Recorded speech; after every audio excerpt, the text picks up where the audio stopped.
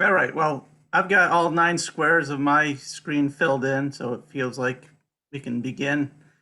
Um, so thank you all for showing up. Maybe you want to mute, but I'll leave it so you can unmute if you want to ask a question. And I'll do the briefest of introductions. Our guest today is Jeanne Grace, the city forester for the city of Ithaca. I noticed that she had studied at ESF and I think Cornell as well. I don't even know how long she's been with the city. I think probably the same length as me, 10 or so years. Yeah, I think I started in 2009. I think was my Okay, first year. a year before me. 10, maybe somewhere around there. Anyways, thanks for joining us, and this is pretty informal. I think she's going to say a few words, and then it'll be up to us to sort of drive the conversation. So, welcome, Jeanne. Yeah. Okay, I have a little. I'll try to do a screen share. Can you enable my screen share, Zach? And then because I just have a couple pictures. Yep. It won't be a long, drawn out PowerPoint. Some flavor because we're gonna hear it. This one. Okay.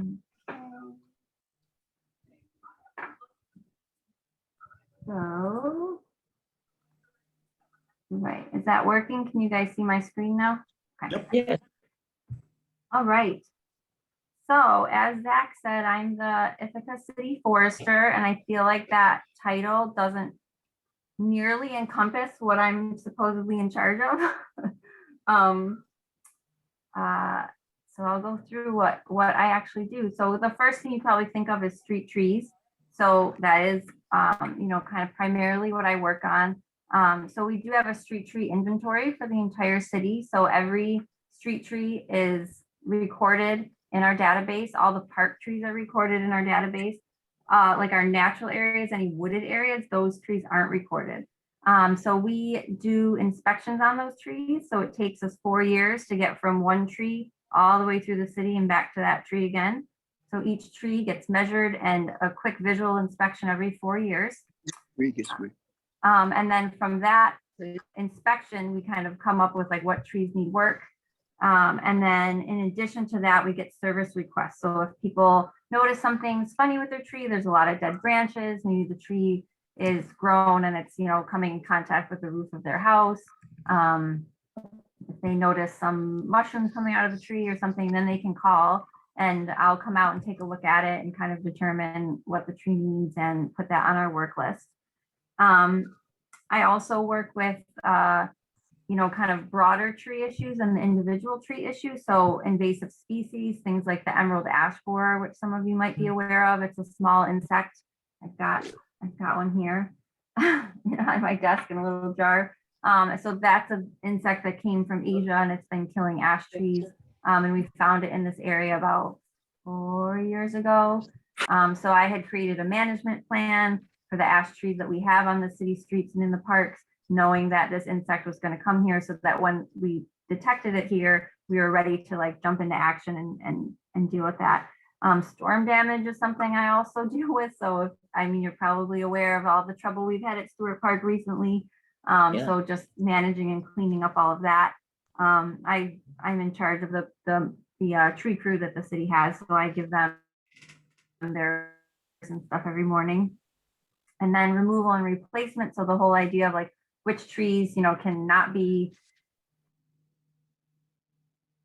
removed and what are we going to replace them with, and making sure that I think trees that are going to grow up into power lines where there's power lines, and just making sure we have a real big diversity of trees.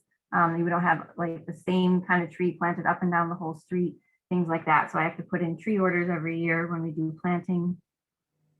I'm also in charge of the Parks Department. So this is a picture of Washington Park downtown. So I'm in charge of the crew that goes out and does the landscape and facilities maintenance of all of our parks. So that includes the landscaping, the mowing, tree pruning, shrub pruning, garden maintenance, as well as maintenance on playgrounds, park benches, things like that. And then I also coordinate with people that want to do events in parks. So at Washington Park this past month, we had the kitchen theater had a stage set up and they did a play there. So I coordinated with them, like where they're going to set up to make sure they're not damaging the trees, like, you know, safety issues, making sure the event's accessible to people, you know, with accessibility limitations, things like that. I also deal a lot with special requests and special events, like the special events committee. Oftentimes those special events are going on in parks, so I advise on that stuff too. And then next, Stewart Park. So Stewart Park down there by the water, which has had 2 near hurricanes hit in the last 2 weeks. It's still a little bit of a mess, especially down at the south end of the park. So again, you know, managing playground maintenance, landscape maintenance, tree maintenance of the park. I also coordinate with contractors that are doing building work there. So we just had the bathrooms renovated at Stewart Park. We're having renovations on the boathouse. So I check in with them and make sure they have what they need, you know, to get those projects completed properly. We have a vendor down at the south end of the park that rents kayaks. So I coordinate with her and make sure that, you know, she's got her license agreement and all that stuff. We rent the pavilions, so my staff cleans the pavilions and I coordinate with the youth bureau who, you know, manages the reservations, but we're on the site managing the building, making sure the building gets cleaned, all those things. We have the carousel at Stewart Park, so I'm in charge of hiring carousel operators and making sure that that's running as well. So natural areas is another area where I wish I had more time to spend on, but it kind of gets to be one of the last things I can allocate my time to. So we have a lot of really nice natural areas in the city of Ithaca. We have Ithaca Falls right downtown. We have the 6 Mile Creek Wildflower Preserve up off of Giles Street.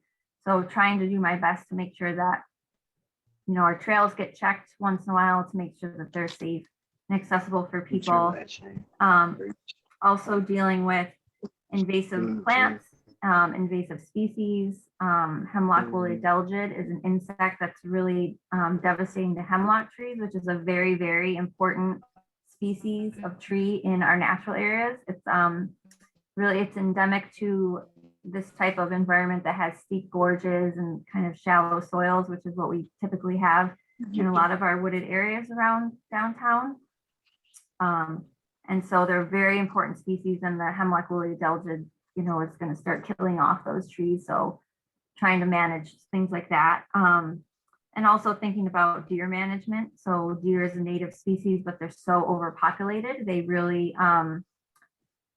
damage the quality of the forest ecosystem because they eat all the native plants and trees. And so we don't have that forest regeneration. We don't have those young trees growing up to replace the older trees when they, you know, when they're not stable anymore, when they fall over, they die of disease.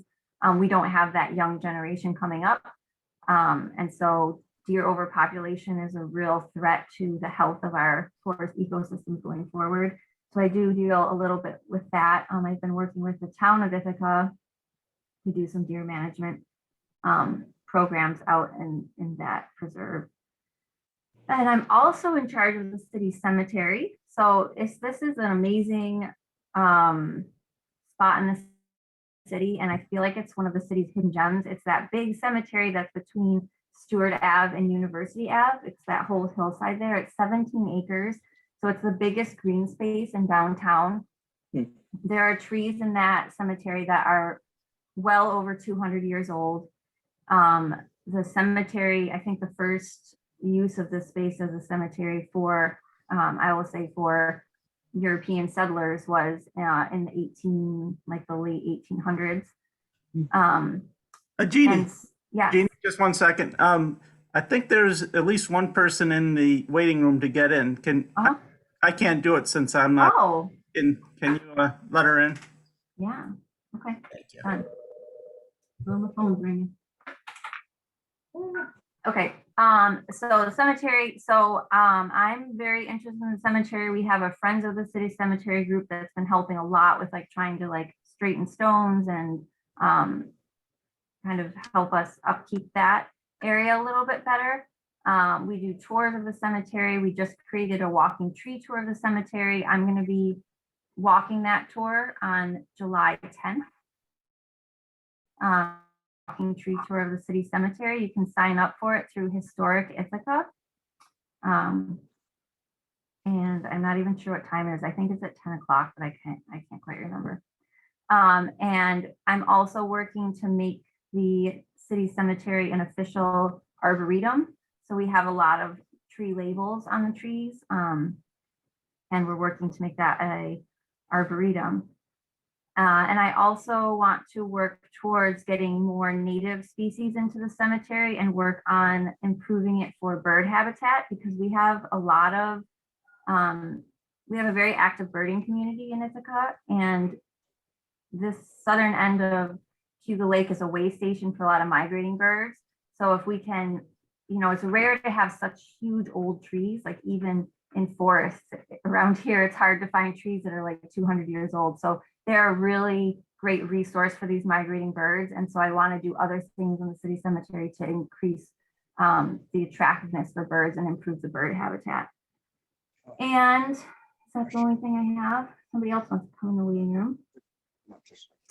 I guess, oh yes, one more picture. So then the last thing I want to say is I work a lot with like planning and design. So this is a picture of me on the Commons. So when the whole Commons got redesigned, I was part of that redesign committee, trying to figure out like what trees are we going to put back in here. So I work with the planning department a lot. I review site plan reviews when people make requests to remove trees, when they put in their landscape plans for what they're going to put in, you know, around a new building, or if they have to plant street trees as part of their project, I review all that. And I'm also working with the planning department right now to improve the city's tree ordinances so that we can protect really important trees that are actually on private property. So we have a couple initiatives that we want to do. We want to create a heritage tree program where people can nominate a tree that's on their property to become a heritage tree. And it kind of creates somewhat of an easement on the tree so that if that property changes hands, there's still some protection for that tree, even when the property owner sells it to a new owner. And we want to start like a fund that we can use to help people plant trees on their own property, especially in some of the communities where we have less canopy cover, because we have more, you know, parking lots or smaller tree lawns along the side of the road, to encourage people to plant big trees in their front yard or their backyard to kind of just increase the tree canopy in specific neighborhoods. So we're working on things like that. So that's kind of what I do. And I just want to go over this slide as well. And then I'm open to questions, or I can keep going and talking forever about trees if you guys don't have any questions. Ithaca's city forestry program is very unique. We had the first inventory of the city in 1930, was our first city forester, Charles Baker. And if you're aware of Baker Park, which is down on the south end of town, that park is named after Charles Baker. And we have over 10,000 street trees actually in our inventory. So that's how many trees we have to check on. So that's why it takes us 4 years to get through all of them. So we have the 4-year rotation of inspections. That way we can prioritize our work on things that we identify as a problem, as well as resident call-ins. Most communities just wait for people to report problems, and they don't actually go out and take a look at their trees, you know, as a piece of infrastructure that should be inspected. Ithaca is kind of unique in that we do that. And that for a community our size, we actually have a city forester that is like in charge of trees. It's not just like a parks department. It's like really forestry focused. And we have a dedicated tree crew. Most cities of our size would contract out work like that, but we actually have a dedicated crew that comes in and works every day working on our street trees. And we focus on replanting every tree that we remove within a year. And we focus on making sure we have a really diverse number of species in our urban forests. And we are almost 100% stocking level. So there's hardly any spot out there that needs a tree that doesn't have one. We have trees lining almost every street in the city. And we've been a Tree City USA, which is the Arbor Day Foundation certification. And we've had that for over 30 years now. And on top of that, you can get a growth award if you've kind of gone above and beyond that year's standards for being a tree city. And we have, I think, 20 growth awards. And so Ithaca has the most growth awards of any community in New York State. So I'm pretty proud about that too. And I think that I could keep going on this unless not sharing. But I'm happy to take questions if people will have questions about our urban forest or just trees in general or plants in general. I see there's a question in the chat already here. Okay. Is there a city schedule for pruning trees on the tree lawns, or do we need to put in a specific request? If the latter, where can we submit such a request?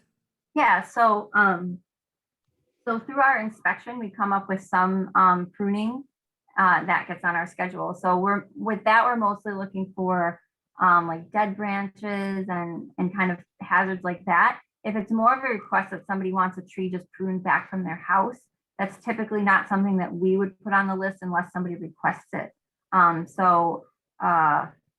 You can call me and leave a message. The number here is 607-272-1718, and I'm extension 3, or you can send me an email.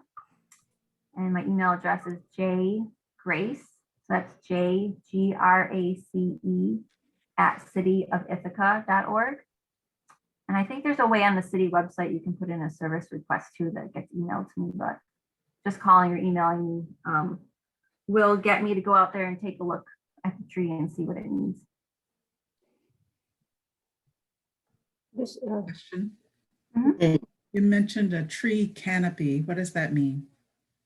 So, like a forest canopy would pretty much be complete. So, you have a tree next to a tree next to a tree, and when you look at it from above, all the tree canopies kind of meet up with each other, and you can't really see the ground from above.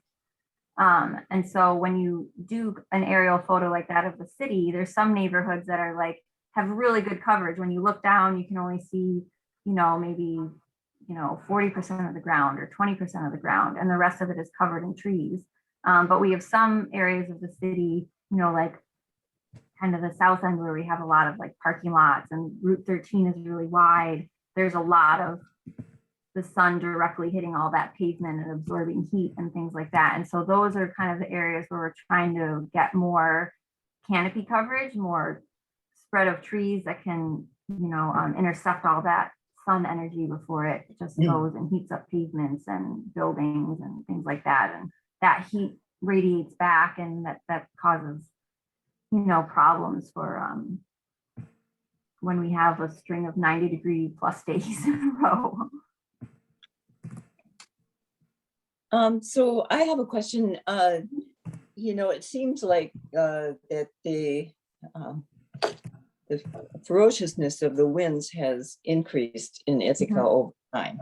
And I just wonder, are there different kinds of trees that are planted to kind of prevent them from falling? I mean, I know there are some very shallow rooted trees, and those would be avoided, but I mean, do you put that into consideration now that you're planting new trees, or? Yeah, so that's kind of a little bit of a complicated question, because there's definitely species that are just like the way they grow structurally, they're just more resistant to general storm damage. So for instance, we have willows all along the shore of Cuba Lake, and that's iconic, and it's the willows, and everybody wants the willows to go back, but they are a species that they're very weak wooded. They decay very quickly once they, sustain injury or lost branch or something like that. So they tend to have more storm damage than other species. The winds that we had this past Monday and the Monday before were so intense that what we saw in terms of damage down there was not just not just branches or trees that failed, and then you could see, oh yeah, there was internal decay. Oh yeah, there was these other problems, that's why they broke. There are trees that were perfectly solid, perfectly healthy, and they just snapped in half.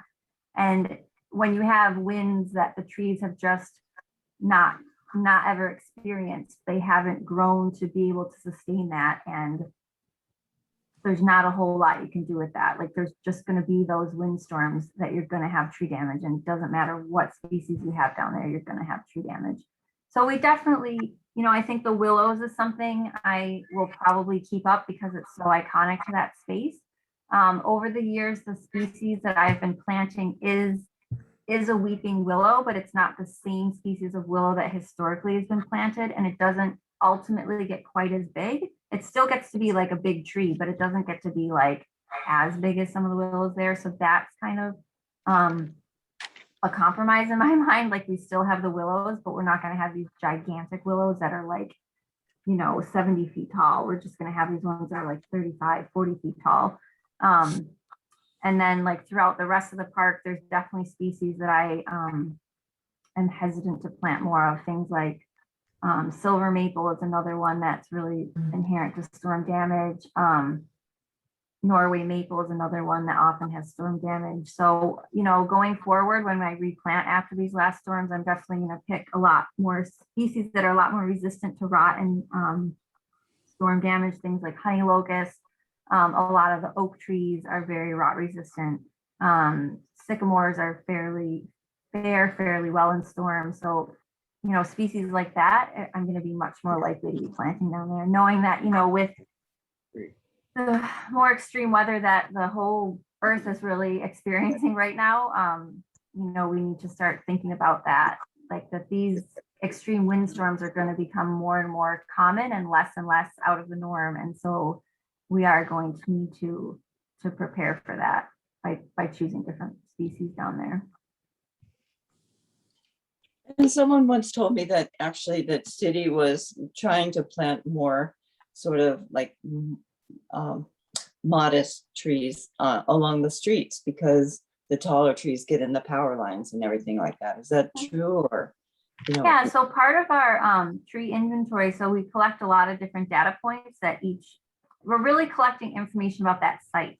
So we're saying what tree is at the site, what's the species, how big is it? So like the diameter of the trunk, what condition is it in? Does it need any service? How wide is the tree lawn that it's planted in? So that's what we call that grassy strip between the road and the sidewalk is the tree lawn. So how wide is that? How much space do we have here? Are there overhead power lines right on the side of the street? And so we collect that information. So then when that tree is removed, we keep a list of all that. So I can see, okay, so like we're going to put a large maturing tree here, or we're going to put a small maturing tree here, depending on what the conditions of that site are. And so that helps me to make sure when I order trees that I'm ordering the right thing. So we're not going to put, a swamp white oak, which can get 80 feet tall and, with a huge trunk diameter in a tree lawn that's only 4 feet wide and has power lines over it. And so that seems like a very basic and obvious thing, but most communities don't do that. They just remove a bunch of trees and then they're like, let's order 100 oak trees. And then they just put them where the old trees were, and with no regard for, is that tree ultimately going to be successful and fit in that spot? So that is something we absolutely do work on. And I work with, the NYSEG line clearance crews. And, if they come to a tree that's like not in great shape and, it's too big for that spot, like they'll remove trees for us, knowing that we're going to put in a tree in place of it. That's going to be a nice, big, healthy tree, but it won't be a species that grows tall enough to interfere with the power line in the future. So I work pretty cooperatively with that crew. Mm-hmm.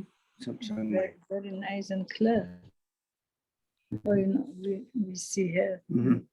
Yolanda, somebody else. Yolanda. Oh, sorry about Bill and Teresa. We can hear you guys talking, so you might want to mute. Shut up. Okay, I'm sorry. I have two questions. Okay. The first one is, are you involved with citizen pruners then? Oh, yes, I didn't talk about citizen pruners. Yes, I am in charge of citizen pruners. I delegate a lot of that work these days to my forestry technician. Okay. But yes, we have a citizen pruners group. We did do a couple trainings in the spring over Zoom, and I think those got recorded. So if anyone's interested in watching those, I could probably get you access to those recordings. Yeah, I thought that was under cooperative extension. So we work cooperatively with them. So the volunteer program is kind of under them. Okay. But we Neat. manage the program. So, you know, usually there's a cooperative extension person there helping us to like manage volunteers. But yeah, so if anyone's interested, you don't have to have any pruning experience. You can come once the whole summer. You can come every week if you want. Like there's no commitment or pressure. It's a really great group of people. We meet Tuesday mornings at 8:30. We usually start pruning like in the beginning of June, and we work almost every Tuesday morning through mid-September, kind of depending on the weather. And we bring all the tools. So we have like the clippers and the saws that are on poles, which is super fun to use.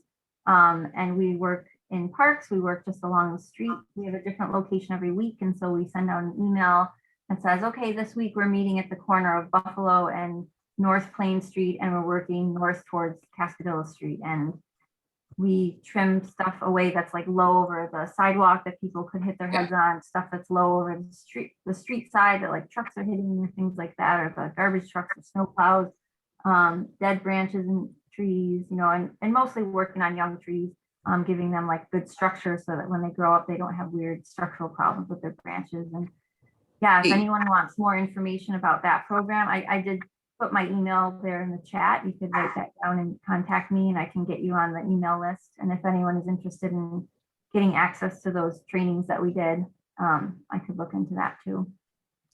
And the second question I have, I noticed on your survey, you said 10,000 trees, not including the natural areas. Are you still in charge of the natural areas?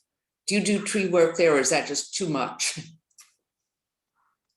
That is a question so there's no one technically, there's no city job description of anyone that is in charge of the natural areas. So And 6 Mile Creek, if a tree goes down.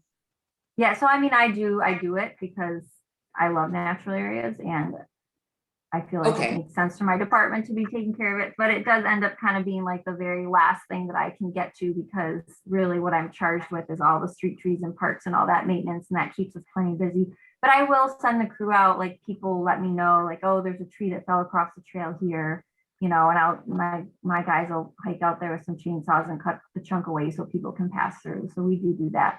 But in terms of like, you know, anything kind of outside of trail clearing, we just don't really have the capacity to do more. No. So you wouldn't inspect them at all.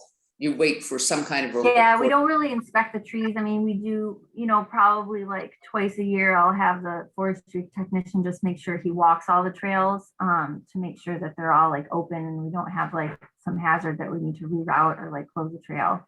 But we don't do like inspections of trees in those areas.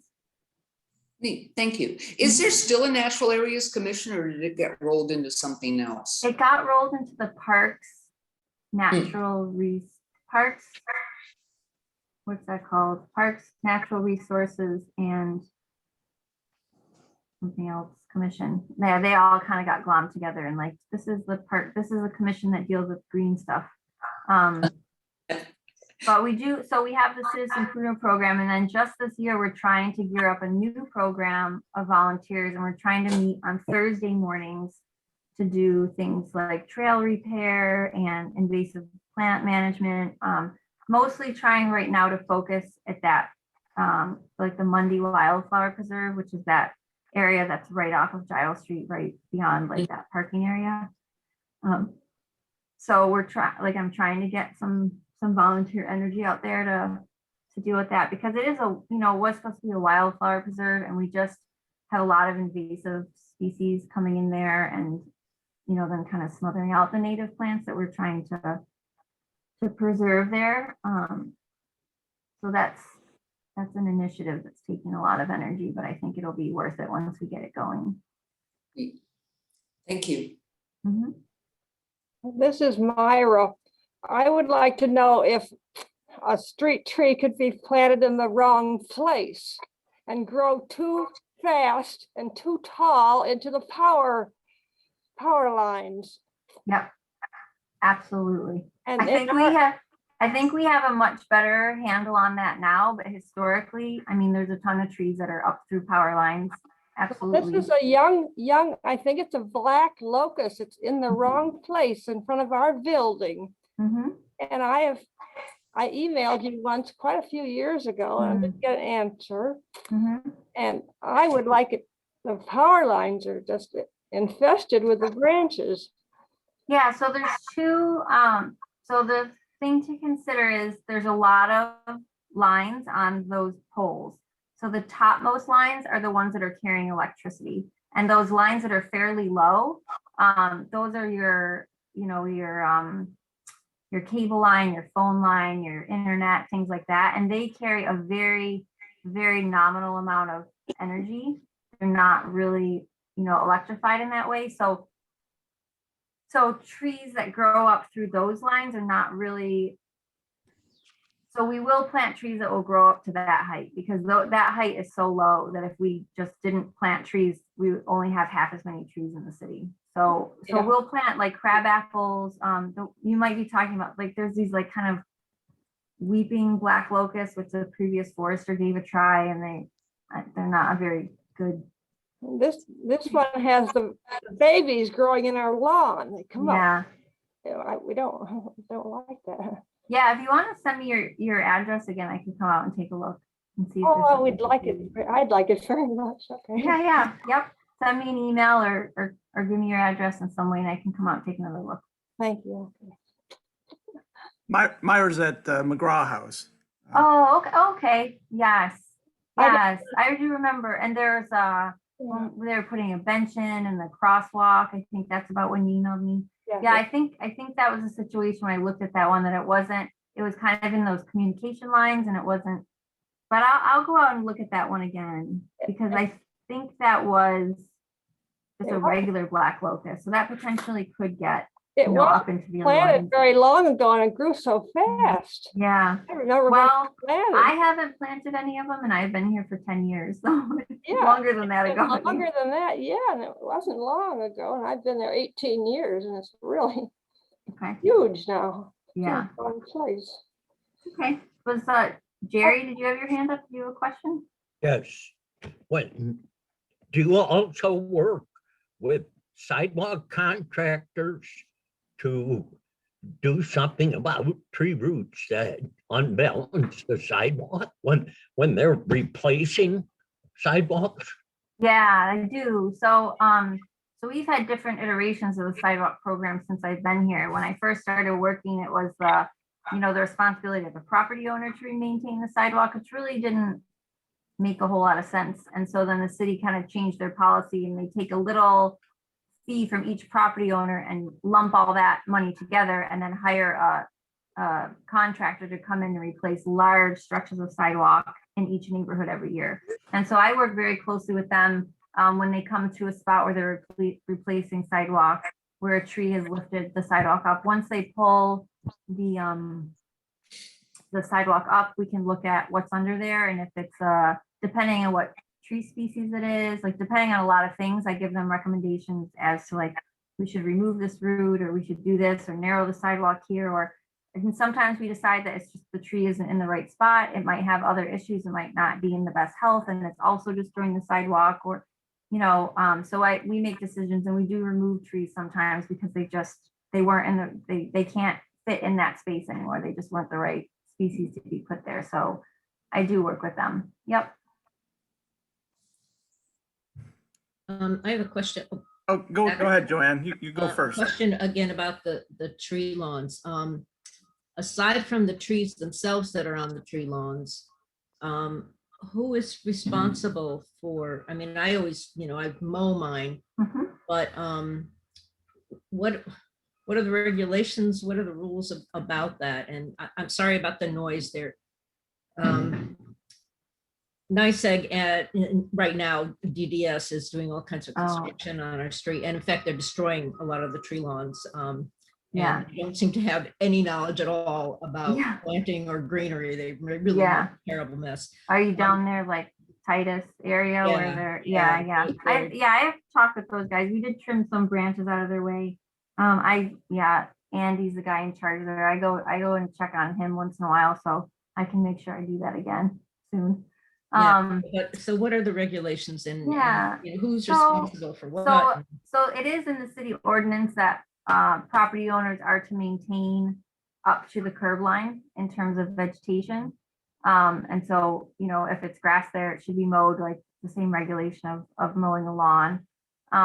People are allowed to put, you know, gardens in there. Some people choose to not have grass and just plant flowers in there, which is fine. But we ask that the plants stay 24 inches tall or lower so that we don't have visibility issues. We've definitely had some issues at corners, you know, where people kind of get very exuberant with their gardens, and then it kind of makes like a visual impediment for people trying to cross the street there safely, or, you know, vehicles trying to like look around the corner at stop signs and things like that. So the regulation really is that anything you put in there should only be grow to about 24 inches tall.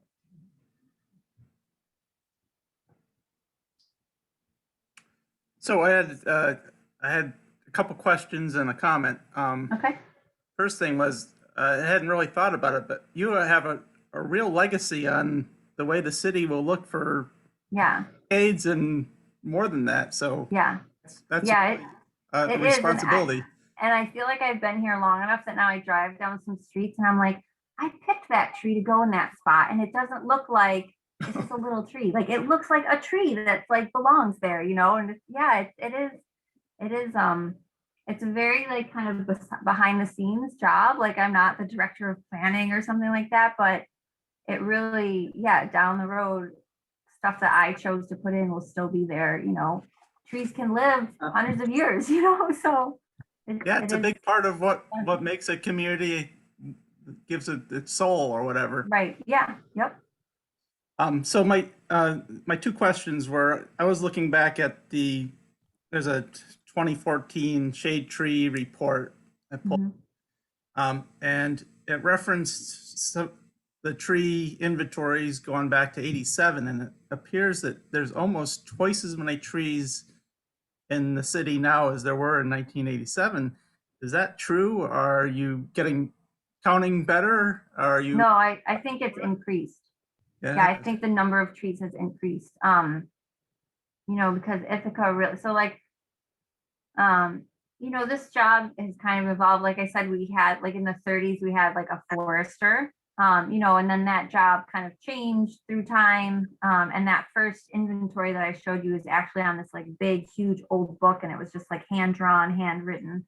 You know, and then for years and years, it was kind of like there was someone who's kind of in charge of the parks department, and they kind of did trees and did more like what I was saying, like, oh, we're just gonna like order, you know, 24 trees and then just go randomly plant them, you know. And they didn't do things like check where the underground utilities were before they planted them, look at what the overhead utilities were, things like that, think about diversity, you know. And then really the person who had the job before me started bringing the program more in this direction, where we really were like, you know, in 87, like had that tree inventory and started to think about like, well, what species do we have? Like, what do we've got plenty of maples, so maybe we should start planting some oaks, and we've got plenty of, you know, and really thinking about that diversity and getting grant funding, and really making the argument to city council that street trees really are an important part of the infrastructure, just like roads, just like bridges, just like any other infrastructure the city has. Like trees make a place livable, and so they're really important. And, you know, just getting that funding to this department so that we could buy trees. But I think that's absolutely the case, is that, you know, 40 years ago we had half as many trees, I think is probably exactly correct. And my other question is, you have a favorite tree? You have a favorite? Oh, tree? I have so many. Like an individual in the city, or like a species? Because I No, have I mean, both it like an actual tree in the city. in the city.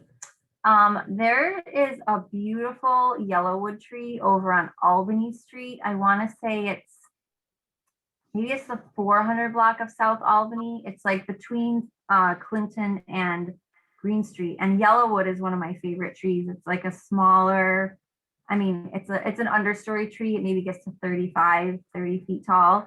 And this one is just, it's gorgeous. And it has these big clumps of flowers on it. white flowers in like late May, early June. There's some yellowwoods on the commons. So the only trees that survive the commons redesign are these yellowwood trees that were on Bank Alley. Those are gorgeous. In Washington Park, there's a gigantic dawn redwood, which is another amazing, amazing tree. It's a species that was thought extinct, just like ginkgo is a similar story. So they would find fossils of leaves of things like dawn redwood and ginkgo. And so it was like, oh, this was a tree that was around like in the Cretaceous period when like T-Rex was running around. And then they found these little pockets of these trees actually still existing in China and have propagated them. And now you can have a dawn redwood in your backyard. And it's like that exact species existed millions of years ago and it has survived. You know, it's incredible. So that's an amazing tree. I love the shape of them. They're beautiful. One of my other favorite trees is tulip poplar. I'm trying to think if we have a really nice one in town. I've planted a row of them at Stewart Park. And the city cemetery, there's a huge white oak tree in the middle of the city cemetery. And we actually have a picture. I think the picture was taken like in probably like the late 1860s, like when photographs were first like a thing. And you can see this tree is in that picture. It's like a tree like this big, and now the tree, like you can't even put your arms around it. So like that tree is amazing to me too. I could go on and on. Neat. What about fruit trees? They used to put in fruit trees. Are you still doing that? Or do people complain they're too messy, too nuisance? Yeah, that's really the problem. We plant, Elderberries or whatever. yeah, they're like serviceberry is one tree that I really plant a lot of. It's an amazing tree. It's a small understory tree. So they maybe get 25 feet tall ultimately. There's a lot of different species of serviceberry too. And they make these little fruits that are almost like blueberries, and they're delicious and they're ripe right now on the trees. If you have a serviceberry on your street, you can go get them before the robins eat them all. But that's an incredible tree. I do like to plant. It's tough, like apple trees, like things like that, cherry trees. You know, sometimes people request that as a street tree, but we do have a lot of turnover in Ithaca of like people like moving in and moving out. And so what one neighbor might want, then the next property owner is like, why is this peach tree here? It drops its fruit all over the sidewalk. And fruit trees really, they don't just kind of do their thing on their own. Like they're a very domesticated thing and they need to be pruned properly and treated properly really to get like actual like nice edible fruit out of them. And I think some people don't realize that either. So we don't actually plant a lot of you know, really fruit bearing species.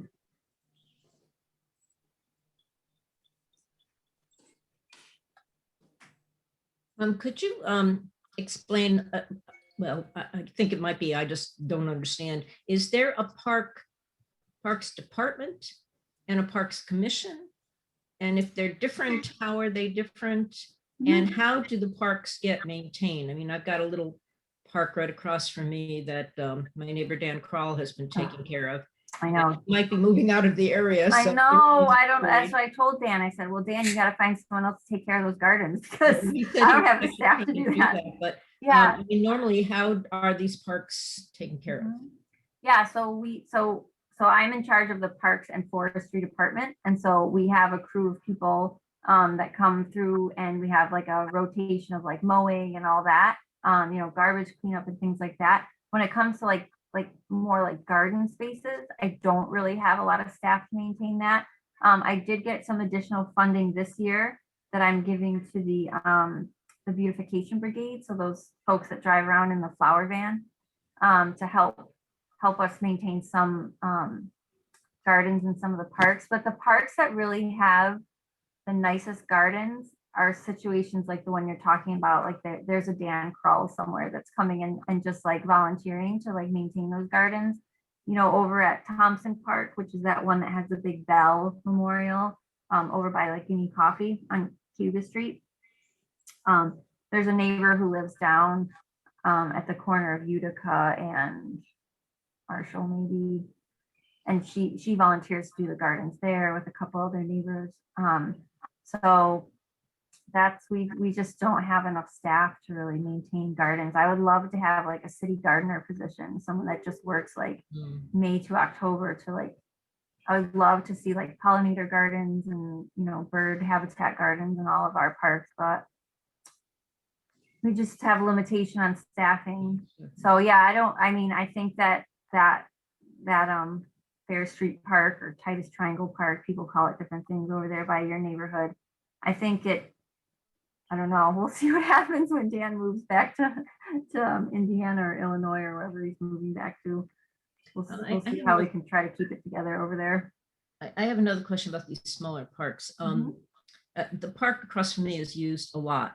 Well, right now it's not very pleasant because of all the construction going on, but even so, because there's a walkway right along 6 Mile and Dan put in several benches, people really use that park a lot. And I'm wondering, is it possible to have a trash can put in there? Because some people, you know, they'll actually on the edge of a bench, you'll see a plastic bag that people have put their trash in. You know, they're trying to be neat. But we've asked about this before. Someone has asked about it. I don't know who they asked or what. Is there, again, regulations about things like that and picnic in parks? And so all of our parks are technically carry in, carry out, and we don't officially provide garbage cans at any parks. We do have a handful of ones that historically we have put a garbage can in. I will say that I've been in this game for long enough that the problem that we have is we will put out a garbage can and inevitably someone will say, I can put my household garbage there for free. And it starts getting filled with household garbage. And there's just we just can't come and empty the can every day. And so it overflows. And then also, unfortunately, the psychology of people who, you know, go to a convenience store and get a meal and eat it and then leave the garbage there and walk away from it, that I have found that whether there's a garbage can there or not, that's going to be the behavior. Like someone who's just going to leave their garbage on the park bench is also the same person who isn't going to walk 30 feet to a garbage can to throw it out either. So we'll put a garbage can up in a park, and still when the guys go, they go Mondays and Fridays usually to pick up garbage in parks. And whether there's a can there or not, they're going to find water bottles and candy wrappers and stuff throughout the park. Like people just don't, so it's kind of like a, you know, it's just like the cycle, like you can put the garbage can there, but then we're just end up hauling away household trash from some neighbor who doesn't want to buy trash tags. And then we still have garbage left in the parks. And actually, I didn't know that you had people who went around. I thought it was always Dan who picked stuff up. oh, I'm sure at that park, I'm sure when he's there, he does pick up trash. But yeah, we do, our parks guys, in the height of the summer, it's usually Mondays and Fridays or like Tuesdays and Fridays. You know, usually there's a day at the beginning of the week and a day at the end of the week that I have them just go and they just drive through and pick up whatever they find out there. We have certain, like Wood Street Park, we have there's 2 garbage cans there, and they have to walk through and spend at least, you know, probably 4 guys spend 45 minutes walking through the whole park picking up garbage, even though there's 2 garbage cans already there. So it's human nature, unfortunately. There's just certain individuals that are lazy and leave their trash. So the Parks Department is separate from the Parks Commission. Yeah, so the Parks Commission, so we had a Parks Commission, we had a Natural Areas Commission, we had a Shade Tree Commission, the city had a bazillion commissions, and the decision was made to kind of compress a lot of those together. And so what we have now is it's PRNR, Parks, Natural Resources, Parks, Recreation, and Natural Resources Commission. So that's a group of volunteers just from the community that you know, apply to be on this commission. And then when questions come up about like policy or overarching park use or natural areas, something or other, you know, they kind of bat ideas around. They can come up with initiatives of their own, what they'd like to see change about the parks or something like that. And then they can make recommendations to common council. So that's how that works. So they don't do like they're not actually like doing any like maintenance in the park, you know, unless they're volunteering to do so. But they're kind of just like the community oversight, like, hey, this is something that's really important to the community that staff maybe hasn't thought of. Can we move in this direction or that direction, or should we allow the change of this use of park to be this from one thing to another? Does this park really need a playground? Should we really be advocating for this or that type of thing? Would trees growing in places where trees don't really belong, I'm thinking like 6 Mile Creek Channel, would those be under your jurisdiction, or is that under some creek commissioner jurisdiction? That is, I would say that's probably most under like public works, streets and facilities. I know that's been an issue back and forth with the DEC. So the Department of Environmental Conservation for the state has been reluctant to give the city permission to address things like that. So we're a little bit restricted on what we can do in there. To me, that is a channelized creek. It's not really a natural creek, but the permitting folks at DEC want it treated more as a natural creek. And so they really limit how much of that like sand and debris the city can remove to deal with flooding issues. So that's, I guess, the best answer I have. Those aren't really your trees then.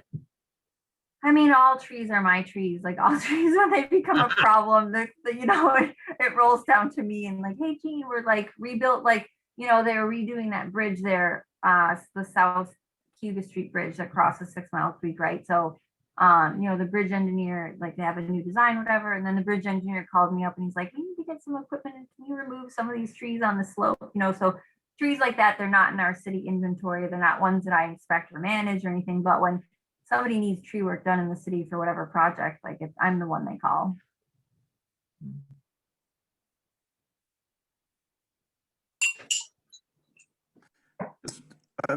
One question about the recent storms.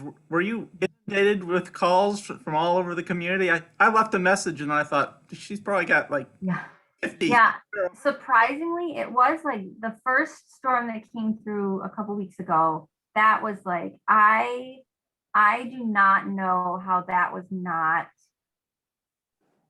like deemed like a tornado touchdown or a microburst. I mean, the amount of damage we had at the golf course in Stewart Park, and also the way the trees were damaged. So like typically when like a thunderstorm comes in, like the wind comes off the lake and the trees all fall, the ones that fall in the same direction. Branches that break are on the lake side of the trees. But this at Stewart Park and the golf course, it was just healthy, 100% healthy, mature trees just snapped and broke. There was damage on the lake side of the trees. There was damage on the park side of the trees. There was like just, 5 trees in a bunch, and 4 of them sustained no damage, and 1 of them blew apart. Like just crazy. Just crazy. And it was very, very limited to Stewart Park, the golf course. There was a couple trees in Cass Park, and then like your neighborhood, Zach, there's that tree. There's one on York, that big Norway maple on York and Cuba lost some branches, and like, little branches scattered kind of throughout the Fall Creek neighborhood, but the parks got nailed. And then the next Monday, we got another storm, which I would categorize as just like an intense thunderstorm, because the damage I saw was like what I would expect to see. And that was very limited to the park. There's like 1 tree up in Bell Sherman that lost a huge branch. There was 1 tree somewhere else, but it was very, very localized. Both those storms were just incredibly localized.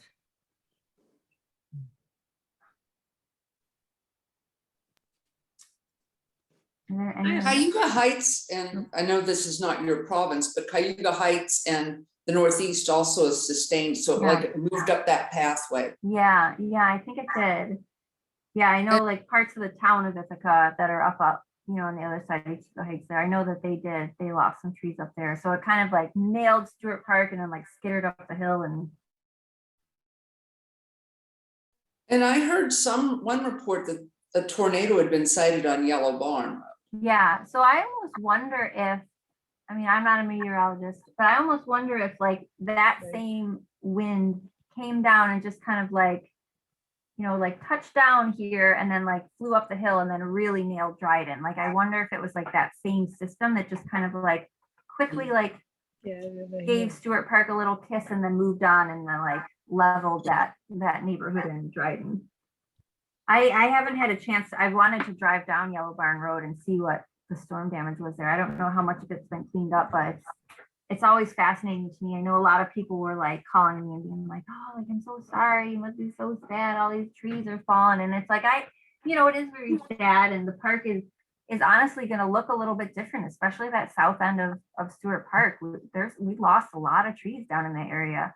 But it's just fascinating to me, like the way trees grow and which ones broke and which ones didn't. And, you know, once they break open, like what's inside, what does that decay look like? You know, it's just, I mean, it really is a learning opportunity for me. And then when I go out and I look at other trees, you know, I can like put all the pieces together and judge other trees better now because I've seen how other trees have failed, you know?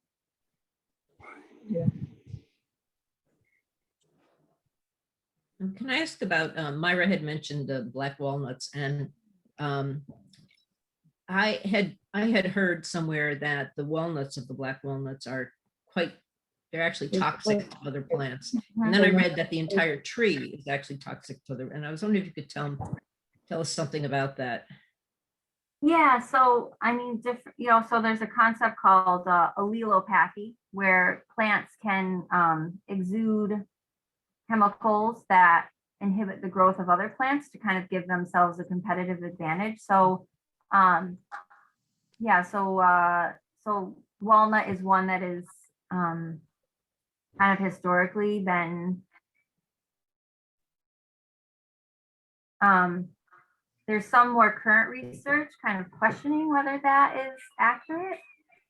Your wood chips. They're here. Can you ask him to put them back? Or is You he want already them dumped? way out? Yes, way out by the salt Because barn. he wanted to dump them where they were, Yes, if you could tell him to put them out there. way out where we were talking. Yes, before. yes, that would be great. Thank you, Mike. Sorry about it. Sorry, I'm getting playground wood chips delivered. And the guy usually calls me first and he didn't, so he just showed up. So yes, you have to have special wood chips for playgrounds. You can't use regular wood chips. You have to buy them special. So I'm getting playground deliveries. So there's some current thought though that maybe like that the walnut thing is overhyped and it's not actually, it doesn't like the toxins it produce actually aren't that problematic. I personally don't worry at all about using former walnut material in my garden. So if you like get wood chips from our wood chip pile down here, or you know, you mulch up leaves and leave them in your garden, like those chemicals that the plants create are so delicate that they degrade very quickly. And unless the plant is continually pumping them out, it's not something that's like, you know, taints that material for its entire existence. Like a little bit of composting and it's like, it's not going to be effective at, you know, suppressing plant growth, in my opinion.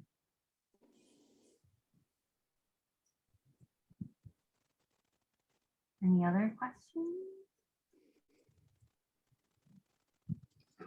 I would like to know what Leslie is knitting. Just, I am an avid knitter. just a long scarfy thing for my 8-year-old granddaughter who may use it to tie up things. So cute. Well, we got another group for you to visit then. Tuesdays at noon is the craft group, so you can join whenever you want. Well, it's the what group you cut out? Craft group. Crafting group? Oh my God, I'm so there. I love crafting. At time. A lot of them are crocheters though. Oh, I don't know how to crochet. I strictly knit. I don't know. I've been knitting for what, 60 years now. So. Mhm. Anyways, thank you for your time. Yeah. You're welcome. Really interesting discussion and a lot of knowledge. Yeah. So All right. appreciate Thank it. you. This Yeah, was thank you super so fun, much. and my email address is there, or my phone number. If you have questions you think of tomorrow or next week or 2 weeks from now, just let me know and I'll try to get back to you. Great. Great. We'll see And you we'll see you all. in the cemetery.